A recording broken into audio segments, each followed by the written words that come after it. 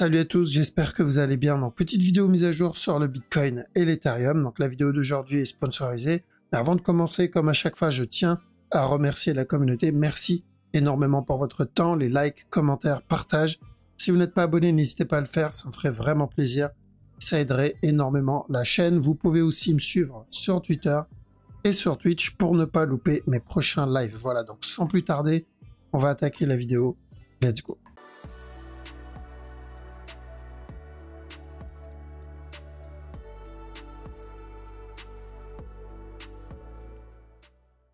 Alors, on va commencer par le BGB, donc faire une mise à jour sur le coin de BitGet par rapport à la dernière analyse.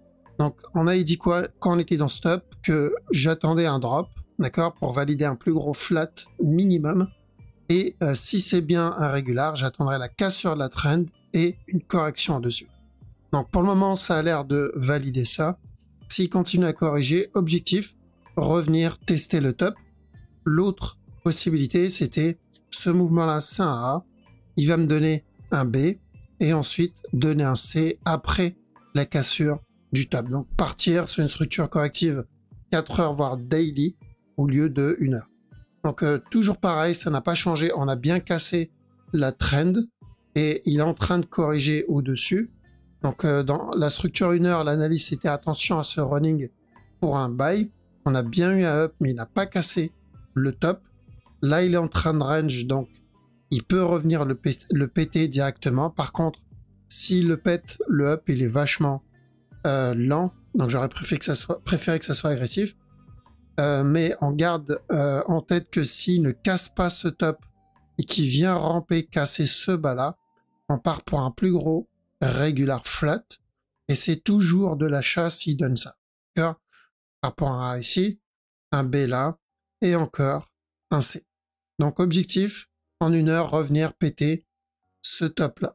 Alors que ça soit en interne ou que ça soit sur le plus gros move. Ok? Donc, n'hésitez pas pour ceux qui veulent créer un compte sur BitGet. Vous avez le lien dans la description. Il y a toujours le bonus d'inscription et les 10% de remise sur les frais futurs. Ok, on va attaquer le Bitcoin. Alors, donc, le Bitcoin, sur la structure weekly, la direction est toujours la même. Donc, les deux scénarios, c'est où il valide un expanding. Dans ce cas-là, c'est un buy directement, revenir péter le top. Le deuxième scénario, ce mouvement-là, c'est un A. Et on va voir minimum la correction de ça. Donc, dans les deux cas, c'est de l'achat. Je privilégie de l'achat sur du weekly. Là, c'est principalement de l'investissement. Enfin, c'est pour de l'investissement. Donc, l'objectif, c'est vraiment la cassure du top dans tous les cas. Est-ce qu'il peut monter non-stop sans corriger? Parce que c'est la question qu'on m'a posée. Pour moi, c'est non. Est-ce qu'il peut le faire? Oui, tout est possible. Il peut même dessiner un Pokémon s'il veut. Mais je veux dire, en général, 99% du temps, c'est non.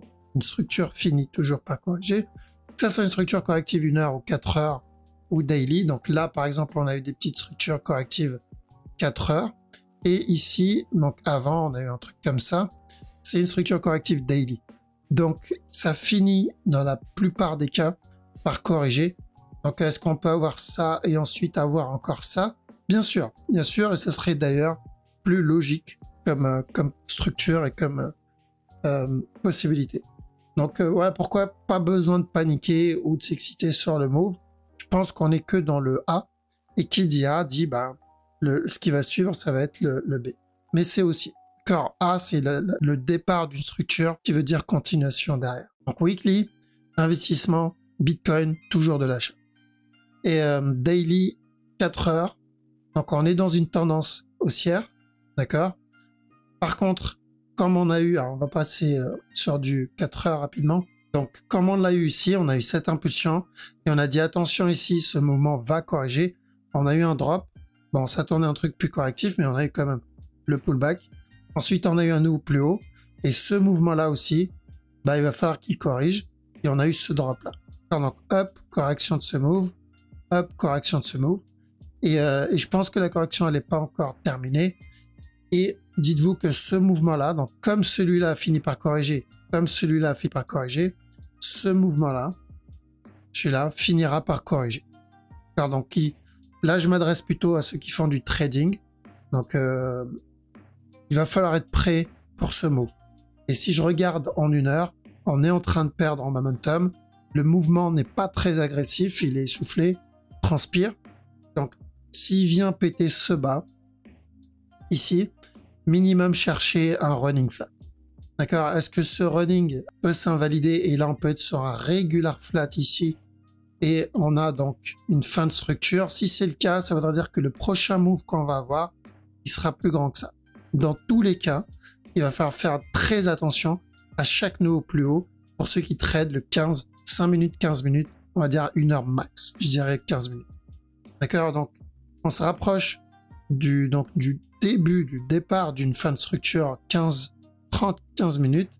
Donc, à chaque nouveau plus haut, même s'il donne un nouveau plus haut ici, tant qu'on reste comme ça, ça annonce au minimum une correction, voire venir valider un running.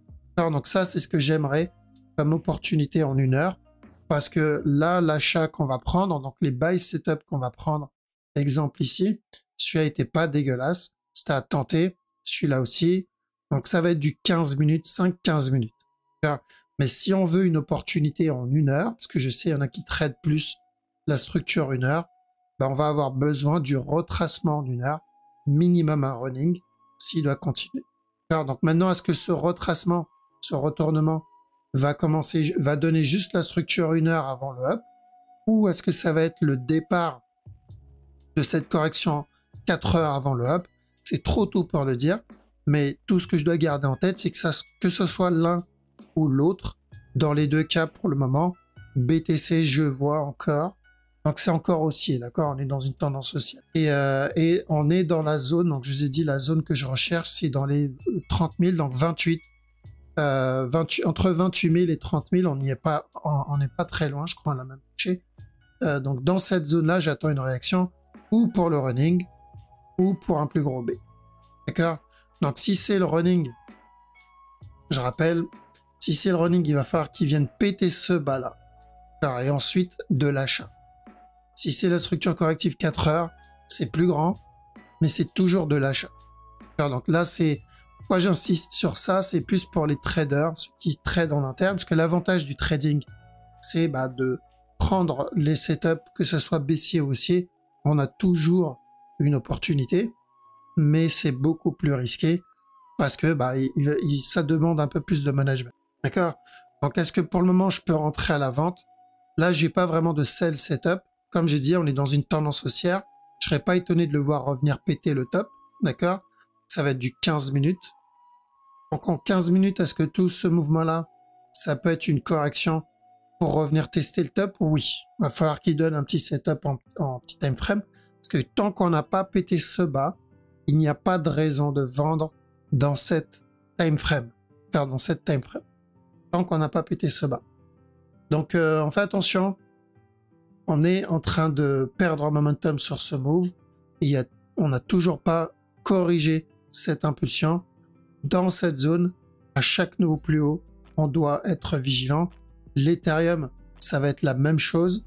On attend minimum un running flat. Ça comme A. Une fois le B terminé, on viendra chercher le C avant la continuation. Après, en interne, en 15 minutes, il y a la possibilité d'un flat ici. Donc, on peut avoir encore un push et ensuite venir donner le running avant la continuation. D'ailleurs, le flat est vraiment pas dégueulasse. Arrêtez. Donc, si vous avez des buy setup ici, ça se tente sur le running. Donc, minimum pour un B en interne. Retester le top. En daily, la direction est toujours la même depuis le bas. Donc, on a dit chercher de l'achat. Tant que ce bas n'est pas cassé, on cherche de l'achat jusqu'à ce top. L'objectif, c'est toujours la cassure du top. Et on fera très attention à la cassure du top. En 4 heures, c'est exactement la même analyse que sur le Bitcoin. Et BNB, alors le BNB, il est venu péter le top ici. Donc, on invalide le running et l'expanding. Pour moi, c'est clairement une structure corrective dégueulasse, mais terminée. Donc, un regular flat. Maintenant, on fera attention au plus gros move. Donc, si ça, c'est mon A, ça, c'est mon B. Maintenant, on est en train de faire le C. Et tout ça aussi, ça peut être un regular. Alors, tant qu'on n'a pas pété stop, il faut rester vigilant. Par contre, daily, la direction est la même depuis depuis la cassure de ce bas. C'est toujours la même direction. Buy jusqu'à ce top. Donc là, c'est toujours haussier. C'était la structure la plus propre, clairement, BNB. Et elle reste encore propre. Même s'il valide un flat ici avec un nouveau plus bas, c'est toujours la même direction. Ça, j'enlève pas la flèche.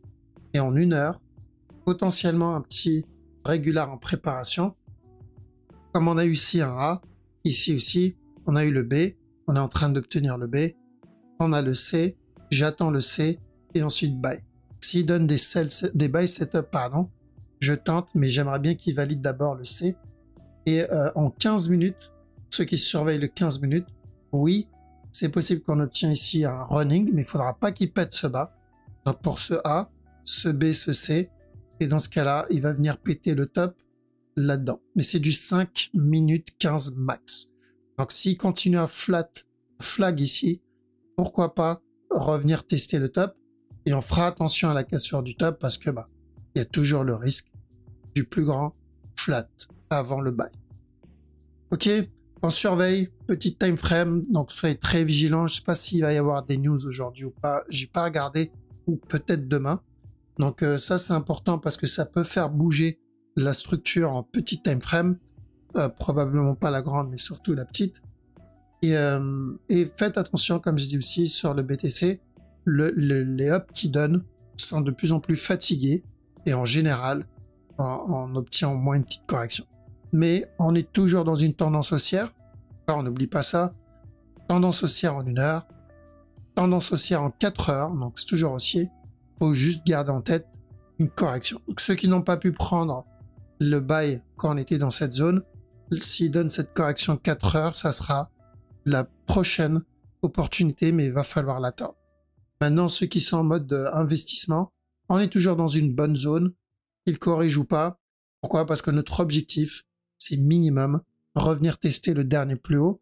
Donc, on n'attend pas des setups pour rentrer en investissement. On n'attend pas le timing, un bon timing pour entrer en investissement. C'est de l'investissement. On ne prend pas la tête.